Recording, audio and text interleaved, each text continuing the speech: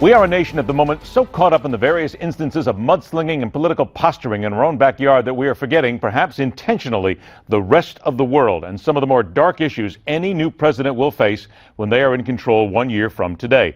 The Islamic State is gaining new members every day. The butcher Assad is still in control of Syria. Innocents flee his executioner's blade. They are drowning in local waters as they seek to escape their homes in a never-ending war. And now we have the Turkish government possibly sending troops into Syria, where the Russians seek to hold a line. And the powder keg fuse gets shorter every single minute.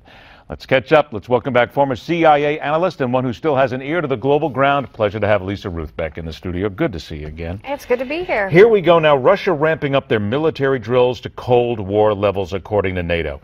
The first thing that comes to my mind is, all right, wait. Exercises, they do it all the time, it's no big deal.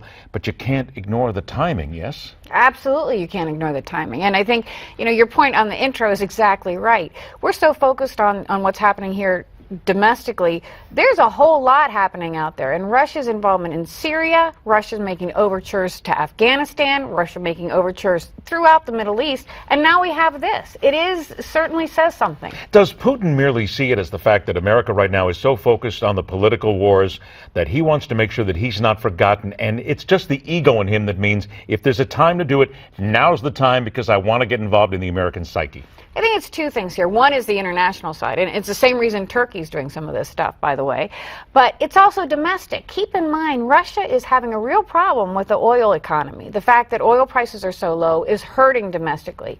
You start making a big show of military might, Russians get real excited, very nationalistic. So I think part of this is a move to get domestic attention. He is still all just bolstering his own homeward idea, is he not? Everything that he does is still to make sure that he is absolutely always. Okay. It's our guy. Talk about Turkey then, because there was a rumble going around that Turkey was preparing to invade Syria. Come on, this is nonsense, isn't it?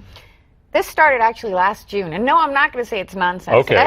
What they're doing, though, again, you have two things going on with Turkey, and keep in mind, Saudi Arabia now says they'll go into Syria too, because there's just not enough powers in Syria right now, I guess. Yeah, we need more people, yes. More stuff going on. But what Turkey's got a domestic situation. Again, Erdogan is trying to change the constitution to give him more power, keep in mind. We had bombings in November, and he wants to show how strong he is. National security crisis translates for him more power. Internationally, he's trying to get America's attention. He does not like that the U.S. is backing the Kurds. Turkey's got this Kurdish problem.